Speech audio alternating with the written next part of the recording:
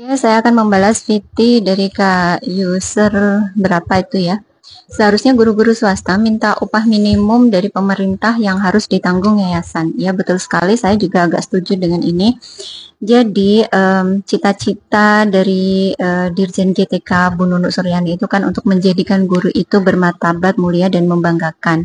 Dengan kemudian um, seperti PPG itu dimudahkan dengan adanya piloting 1, 2, 3 dan lain sebagainya, karena arahnya adalah semua guru nantinya baik negeri ataupun swasta nanti akan bisa mendapatkan sertifikat pendidik agar guru-guru itu bisa menjadi guru profesional.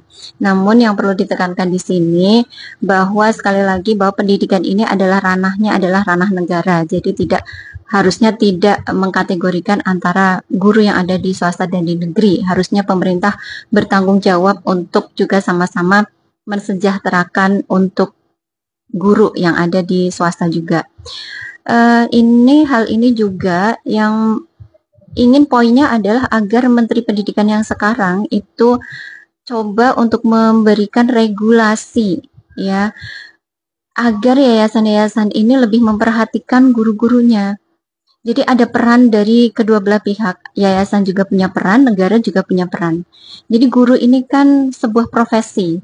Jadi dia mendidik anak-anak bangsa yang juga nanti akan memberikan output. Nanti bagaimana anak-anak bangsa ini akan terdidik dengan baik jika masih dikasta-kastakan antara guru swasta dan guru yang ada di negeri.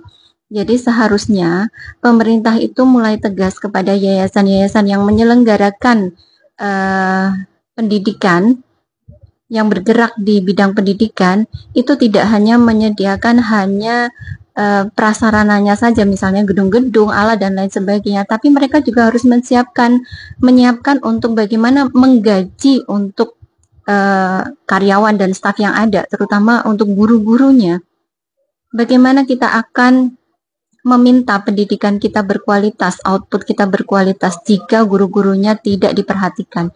Karena di VT saya yang terakhir itu ternyata masih banyak sekali teman-teman guru yang gajinya itu masih 150, 300 ribu. Dan di tempat saya juga masih banyak gitu ya, yang gajinya itu memang seadanya dan mengandalkan dana dari bos saja. Jadi yayasan tidak memberikan gaji dari yayasannya itu sendiri meskipun teman-teman itu sudah berstatus sebagai guru tetap yayasan.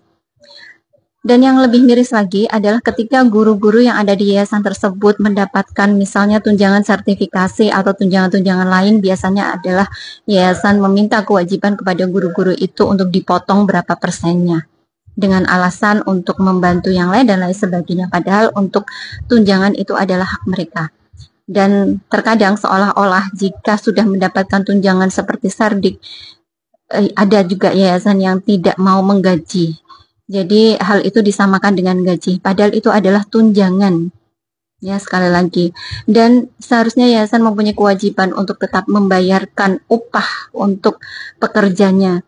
Jadi mohon dengan amat sangat di pemerintahan yang baru ini untuk Bapak Menteri yang baru untuk memperhatikan guru-guru juga yang ada di swasta.